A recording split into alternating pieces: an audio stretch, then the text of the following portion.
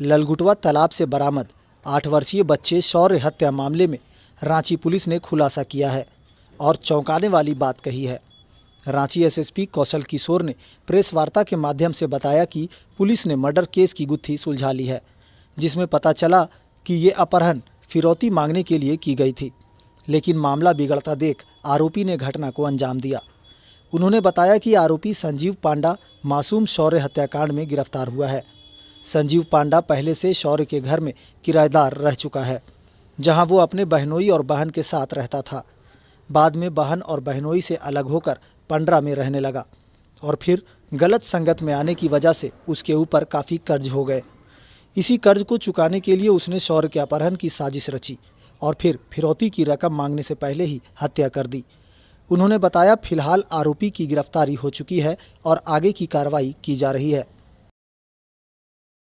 देखिए, दिनांक 4/3/23 को वादी राजू गोप के द्वारा एक आवेदन इस संदर्भ में दिया गया था, जिसमें उसके द्वारा बताया गया कि दिनांक 3/3/23 को संध्या 7:30 बजे के आसपास उनका बच्चा 8 वर्षीय बच्चा घर से बिस्किट लेने के लिए निकला था।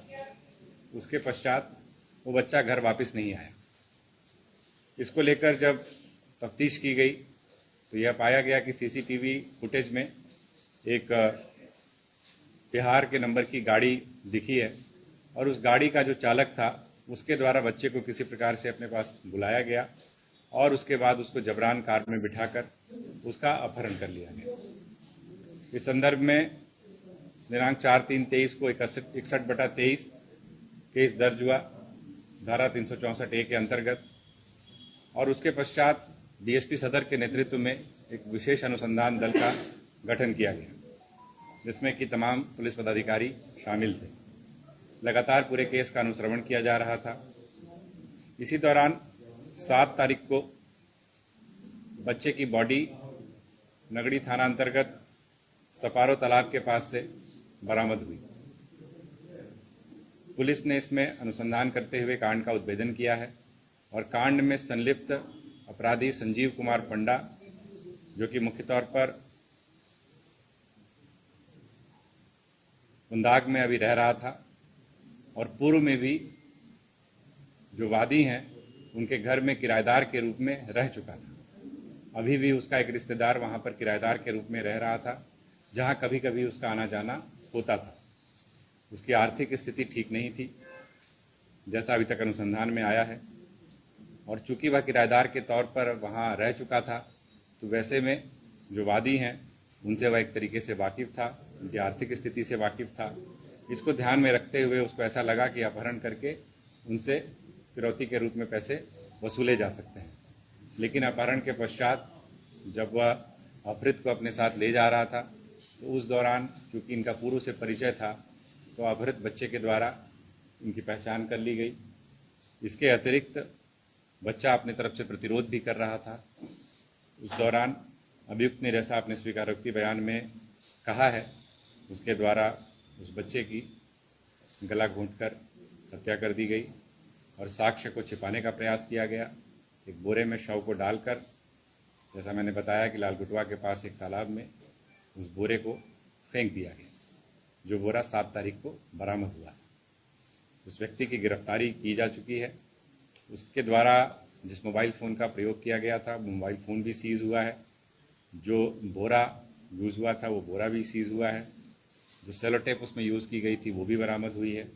और सबसे इम्पोर्टेंटली जिस कार का उपयोग किया गया था या जिस कार का प्रयोग अपहरण के लिए किया गया था, उस कार को भी पुलिस के द्वारा सीज किया गया है।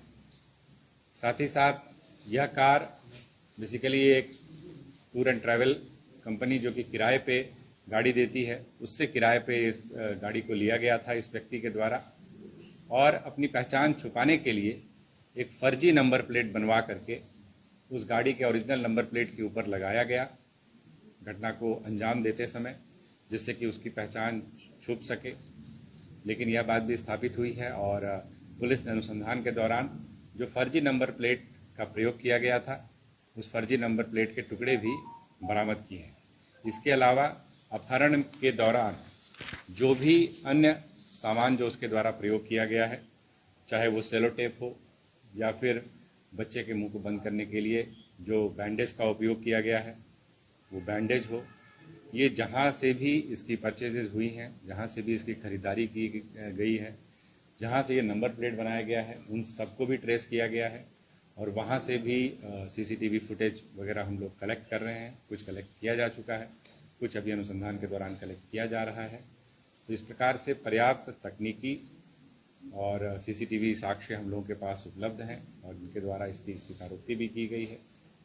तो इस प्रकार से इस पूरे कांड का भेदन किया गया है और पूरे साक्ष्य इसमें संकलित किए जा रहे हैं। इस मामले को हम लोग स्पीडी ट्रायल पे भी लेंगे, क्योंकि जिस प्रकार का एक जघन्य अपराध एक बच्चे के साथ इस व्यक्ति के द्वारा किया गया है, उसमें हम लोग स्पीडी ट्रायल करा करके जितनी से जितनी जल्दी हो सके, कानून के अनुसार जितनी कड़ी सज़ा हो सके, कड़ी से कड़ी सज़ा हो सके, वो कराने का हम लोग पूरा प्रयास करेंगे। हो गया? ठीक है। देखिए, इसमें आप जैसा कह रहे थे, हो गया? हो गया। देखिए, इसमें आप जैसा कह रहे थे, पूछना चाहते हैं ऑन कैमरा, अगर कुछ पूछना चाहते हैं तो आप पूछ सकते हैं, और अगर ऑन कैमरा नहीं, अगर ऑफ द रिकॉर्ड पूछना चाहते हैं तो उसको बंद कर लीजिए।